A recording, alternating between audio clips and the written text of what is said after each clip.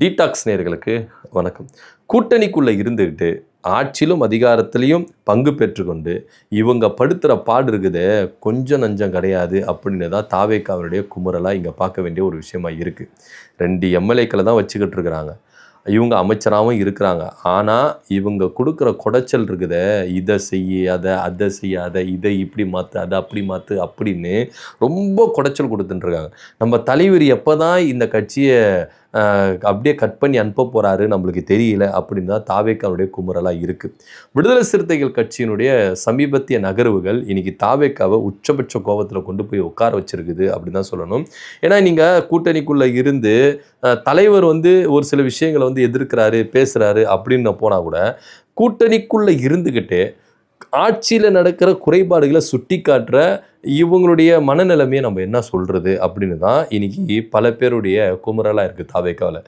அப்படி என்ன நடந்தது, யார் குற்றச்சாட்டு வச்சா அப்படின்னு தான் நீங்கள் கேட்குறீங்க. சுற்றுச்சூழல் துறை அமைச்சர் ராஜு இருக்கிறார்ல, இவங்களுடைய மாமனாருடைய தலையீடு இந்த துறையில் அதிகமாக இருக்குது அப்படின்னு விடுதலை சிறுத்தைகளினுடைய பொருளாளர் எஸ் பாலாஜி அவர்கள் ஒரு பகிரங்கமான ஒரு குற்றச்சாட்டை முன் வச்சிருக்கிறார். மாசு கட்டுப்பாட்டு வாரியத்தில் சில அதிகாரிகள் இடமாற்றம் நடந்தது, இதில் முறைகேடு நடந்திருக்குது அப்படின்னு சொல்லிட்டு ஒரு புகார் ஒன்று அவர் தெரிவிச்சிருக்கிறார். இது முழுக்க முழுக்க அமைச்சருடைய மாமனாருடைய தலையீடு இங்கே அதிகமாக இருக்குது அப்படின்னு சொல்லப்படுறாரு செந்தில் பாலாஜி அவர்கள். ஊழலற்ற ஆட்சி, டிரான்ஸ்பரண்டான நிர்வாகம், யாருடைய தலையீடு இருக்காது, நான் தான் பவர் சென்டர் அப்படி இப்படின்னு முதலமைச்சராக பொறுப்பேற்கும் பொழுது மக்களுக்கு கூடுதல் கான்ஃபிடென்ட்டை விஜய் அவர்கள் கொடுத்தார். கான்ஃபிடென்ட்டாக இருங்கன்னு சொன்ன விஜய் அவர்களுக்கு இன்னைக்கு ஆட்சி யார்கிட்ட இருக்குது, அதிகாரம் யார்கிட்ட இருக்குது அப்படின்றது ஒரு கேள்விக்குறியாகவே இருக்குது.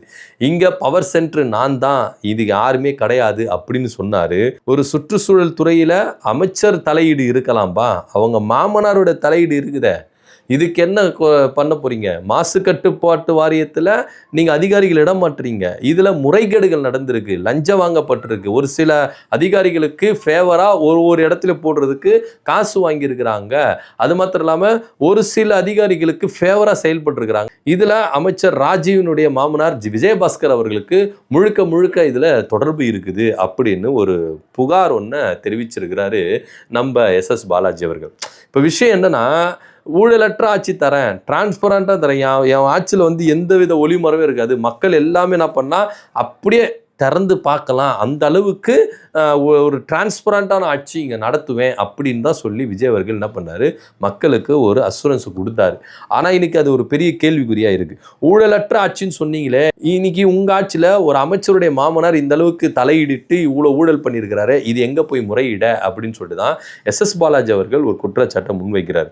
கூட்டணிக்குள்ளே இருந்துக்கிட்டு ஆட்சி அதிகாரத்தில் பெற்றுக்கொண்டு இந்த அளவுக்கு ஒரு குற்றச்சாட்டை பகிரங்கமாக எஸ் பாலாஜி வைக்கிறார்னா அப்போ என்ன அப்படின்றத நம்ம கொஞ்சம் மனக்கணக்கு போட்டு பார்க்கணும். என்ன அப்படின்னா, சமீபத்தில் விடுதலை சிறுத்தைகளில் எஸ் பாலாஜியாக இருக்கட்டும், ஆலு ஷானவாஸாக இருக்கட்டும், பனையூர் பாபாவாக இருக்கட்டும், இவங்க 3 பேருக்கும் சில ஒரு நெருடல்கள் இருந்தது, ஒரு சில அதிருப்திகள் இருந்தது. என்ன அப்படின்னு பார்த்தீங்கன்னா, தனக்கு வாய்ப்பு கொடுக்கல அப்படின்ற ஒரு அதிருப்தி இவங்க 3 பேருக்கும் இருந்தது. 8 சீட்டுகள் வாங்கினாலும் எங்களுக்கு 3 பேருக்கும் 3 சீட்டை கொடுத்துட்டு மீதி 5 சீட்டை நீங்கள் மற்றவங்களுக்கு கொடுத்துருக்கலாம் அப்படின்னு தான் இவங்களுடைய வாக்குவாதமாக இருந்தது. ஆனால் திருமாவளவன் அவர்கள் இவங்க 3 பேருக்கும் கொடுக்க முடியாது, ஏன்னா நீங்கள் கடந்த தடவை இருந்துட்டீங்க, இன்னி புது ஆளுகளுக்கு கொடுக்கணும், அதனால் நீங்கள் 3 பேருக்கும் தர முடியாது அப்படின்னு சொல்லிட்டு ரொம்ப ஸ்ட்ரிக்டாக பேசியிருக்கிறாரு திருமாவளவன் அவர்கள். ஸோ அதனால் அதிருப்தியில் இருந்திருக்கிறாங்க. இந்த அதிருப்தியினுடைய வெளிப்பாடு தான் பனையூர் பாபு அவர்கள் என்ன பண்ணிடுறாரு, எல்லா பொறுப்புலேருந்தும் விலகிட்டு லெட்டரும் கொடுத்துட்டு திமுகவில் போய் இணைஞ்சிட்டாரு.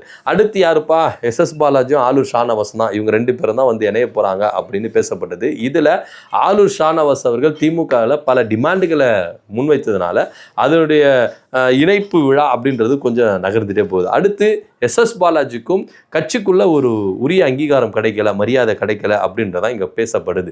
ஸோ அந்த வகையில் எஸ் பாலாஜி அவர்களும் கூடிய விரைவில் விலகிடுவார் அப்படின்னு பார்க்கும்பொழுது தான் இங்கே நம்ம திருமாவளவன் அவர்கள் என்ன பண்ணார், ஆலூர் ஷானவாஸ் அவர்களுக்கும் எஸ் பாலாஜிக்கும் மாநில பொறுப்பு ஒன்று கொடுத்தாரு. இதில் எஸ் பாலாஜி அவர்களுக்கு மாநில பொருளாளர் நீங்கள் தான் சார், நீங்கள் தான் என்ன பண்ணுங்கள், எல்லாத்தையும் கணக்கு வழக்கு எல்லாத்தையும் நிர்வகிக்கணும் அப்படின்னு சொல்லிட்டு ஒரு உயரிய பதவியை அவருக்கு கொடுத்துட்டாங்க. ஸோ இதனால் எஸ் பாலாஜி அவர்கள் நம்ம இந்த பதவியிலேயே தொடரலாமா, இல்லை கொஞ்சம் வெயிட் பண்ணலாமா, இல்லை திமுகவில் போகலாமா அப்படின்னு சொல்லிட்டு அரசியல் நகர்வுகள் எப்படி இருக்குது அப்படின்றத பார்த்துட்டு நம்ம இங்கே அடுத்த கட்ட நகர்வு எடுக்கலாம் அப்படின்னு தான் இங்கே அவர் வெயிட் பண்ணியிருந்தார். ஆனாலும் எஸ் பாலாஜி அவர்களுக்கு தாவேக்காவினுடைய விஜயனுடைய நகர்வு அப்படின்றது வந்து பார்த்தீங்கன்னா சுத்தமாக உடன்பாடு இல்லை. இன்னும் சொல்ல போனால் திருமாவளவர்கள் உயர்நிலை குழு கூட்டி நான் ஒரு நல்ல முடிவு எடுக்கிறேன், தாவேக்காவுக்கு இங்கே ஆதரவா இல்லையா அப்படின்றத உயர்நிலை கூட்டத்தை கூட்டி நான் ஒரு முடிவு எடுப்பேன் அப்படின்னு ஒரு விஷயத்தை அவர் சொன்னார். அப்போ கூட எஸ் பாலாஜி அவர்களுக்கு தாவேக்கா கூட போய் கூட்டணி சேரணுமா, அவங்க கூட போய் நம்ம இருக்கணுமா அப்படின்றது வேண்டவே வேண்டாம் அப்படின்னு சொல்லிட்டு எதிர்ப்பு தெரிவித்ததில் எஸ் பாலாஜி அவர்களும் ஒருத்தர் அப்படின்றதுல எந்தவித மாற்றுக்கிறது இல்லை. இவருடைய எதிர்ப்பெல்லாம் மீறி தான் ஒரு சிலருடைய அழுத்தத்தின் காரணமாக திருமாவளவர்கள் என்ன பண்ணுறாரு, தாவேக்கா அவங்களுக்கு ஆதரவு அப்படின்ற நிலைப்பாட்டில் இருக்கிறார். ஆதரவுன்னா கூட வெளியிலேருந்து தான் ஆதரவு, அதிகாரத்துக்குள்ளே நம்ம போக வேண்டாம். ஆட்சி அதிகாரத்தில் நம்ம போயிட்டோம்னா அவங்களுக்கு கீழே நம்ம போகிற மாதிரி ஆகிடும், அவங்க இழுப்புகளை நம்ம போகிற மாதிரி ஆகிடும். அதனால் நம்ம வெளியிலேருந்து ஆதரவு கொடுப்போம். இப்போ இடதுசாரிகள் சிபிஐ இருக்கட்டும் சிபிஎம்மாக இருக்கட்டும், இடதுசாரிகள் வெளியிலேருந்து ஆதரவு அப்படின்ற ஒரு நிலைப்பாட்டில் இருக்கிறாங்க. ஸோ அதே நிலைப்பாட்டில் நம்மளும் இருப்போம் அப்படின்னு சொல்லிட்டு தான் விடுதலை சிறுத்தைகள் என்ன பண்ணாங்க, வெளியிலேருந்து ஆதரவு அப்படின்ற ஒரு நிலைப்பாட்டில் இருந்தாங்க. அதுக்கப்புறம் இல்லை நீங்கள் வாங்கினே, நீங்கள் உள்ளே வந்தீங்கன்னா நல்லா இருக்கும் அப்படின்னு சொல்லிட்டு ஆதவர்ஜனா போன்றவர் ஃபோர்ஸ் பண்ணதுனால இவங்க உள்ளே வந்துட்டாங்க. அப்பவும் செந்தில் பாலாஜி அவர்களுக்கு சில நெருடல்கள் ஏற்பட்டதுக்கு அதிருப்திகள் ஏற்பட்டது. இந்த அதிருப்தியினுடைய வெளிப்பாடு தான் இன்னைக்கு தாவேக்காவை உள்ளிருந்து என்ன பண்றாரு, பயங்கரமா என்ன பண்றாரு, ஒரு குற்றச்சாட்டை முன்வைக்கிறார்.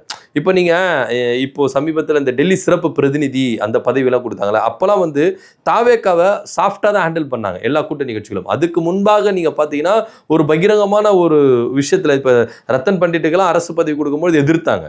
ஸோ அந்த அளவுக்கு எதிர்த்து இது பண்ணாங்க. இப்போ எல்லா விஷயத்திலும் அடங்கி போறாங்க. இப்போ சிறுபான்மையினருக்கு வந்து இடஒதுக்கீடெல்லாம் கிடையாது அப்படின்னு சொல்லிட்டு சமீபத்தில் மதுரை கிளை நீதிமன்றம் வந்து என்ன பண்ணாங்கன்னா ஒரு உத்தரவு பிரிச்சாங்க. ஸோ இதை வந்து எதிர்த்து நாங்கள் மேல் அப்பீல் பண்ணுவோம் அப்படின்னு சொல்லிட்டு தமிழ்நாடு அரசு சொன்னாலும் இது குறித்து கூட்டணி கட்சிகள் வாய் திறக்காம இருக்கிறாங்க, ஒரு அழுத்தம் கொடுக்காம இருக்கிறாங்க. ஸோ இப்படி இருக்கும் பொழுது எஸ் பாலாஜி அவர்கள் இவ்வளோ முன் வந்து ஒரு அமைச்சர் மேலையும் விஜய் மேலையும் இந்த அளவுக்கு ஒரு பகிரமான ஒரு குற்றச்சாட்டு முன்வைக்கிறாங்களே. மாசு கட்டுப்பாட்டு வாரியத்தில் அதிகாரிகள் இடமாற்றத்தில் ஒரு பெரிய ஊழல் நடந்திருக்கு, முறைகேடு நடந்திருக்கு, இது விசாரிக்கணும். அமைச்சருடைய மாமனார் இதில் தலையிட்டு இருக்காரு, அவருக்கு என்ன இங்கே வேலை? அப்போ பவர் சென்டர் யாரு, அமைச்சரா இல்லை அமைச்சருடைய மாமனாரா அப்படின்ற கேள்வி இருக்குல்ல. ஸோ இப்போ இங்கே பவர் சென்டர் நான் தான் அப்படின்னு சொல்லிட்டு விஜய் சொன்னாலும் அமைச்சர் இங்கே தலையிடாமல் அவருடைய மாமனார் வந்து எல்லா வேலையும் செஞ்சுட்டு, அமைச்சர் இங்கே யாருங்க, ராஜீவ் அமைச்சரா இல்லை அவருடைய மாமனார் விஜயபாஸ்கருடைய அமைச்சரா யாரு அப்படின்றது எல்லாருக்கும் கேள்விக்குறியா இருக்குது. ஸோ இதன் அடிப்படையில் தான் எஸ் பாலாஜி அவர்கள் இந்த குற்றச்சாட்டை முன் வச்சிருக்கிறாரு. ஏற்கனவே ஒரு அமைச்சர் மேலே போதைப் பொருள்கள் யூஸ் பண்ணாரு அப்படின்னு சொல்லிட்டு ஒரு அமைச்சர் மேலே ஏகப்பட்ட அலிகேஷன் வந்துட்டு இருக்கு, குற்றச்சாட்டுகள் வந்துட்டு இருக்கு. இது போதாதுன்னு இப்போ சுற்றுச்சூழல் துறை அமைச்சர் ராஜினுடைய மாமனாருடைய தலையீட்டுனால இங்க ஒரு பெரிய முறைகேடு நடந்திருக்கு, ஊழல் நடந்திருக்குது அப்படின்னு சொல்லிட்டு எஸ் பாலாஜி அவர்கள் எந்த கட்சிக்கு ஆதரவு தெரிவிக்கிறாங்களோ, எந்த கூட்டணியில எந்த ஆட்சியில இவங்க பங்கு பெற்றிருக்கிறாங்களோ அந்த கட்சி பொருளாளர் இங்க வந்து ஒரு பகிரங்கமான ஒரு குற்றச்சாட்டை முன் வச்சிருக்கிறத இங்க நம்ம அசால்ட்டா கடந்து போயிட முடியாது. ஸோ இதை வந்து ஒரு தீவிரமான, ஏன்னா எஸ் பாலாஜி அவர்கள் சொல்றாருன்னா எந்த ஒரு ஆதாரம் இல்லாம சொல்ல மாட்டார். ஆதாரமற்ற ஒரு குற்றச்சாட்டை அரசு மேல முன்வைக்கணும்னு எஸ் பாலாஜிக்கும் அவர்களுக்கு எந்த வித நோக்கமும் கிடையாது. ஸோ ஏதோ ஒரு விதத்தில் அவங்களுக்கு ஆதாரம் கிடைச்சிருக்கு. அதன் அடிப்படையில் தான் எஸ் பாலாஜி அவர்கள் இந்த குற்றச்சாட்டை முன்வைக்கிறாரு. விஜய் அவர்கள் இதில் எந்த அளவுக்கு தீவிரம் காட்ட போறார் அப்படின்னு அவங்களுக்கு தெரியல. எல்லாத்தையும் பொறுத்திருந்து பார்க்கலாம். இதை பற்றி உங்க கருத்து என்ன அப்படின்னு கீழே கமெண்ட் பண்ணுங்க. நன்றி, வணக்கம்.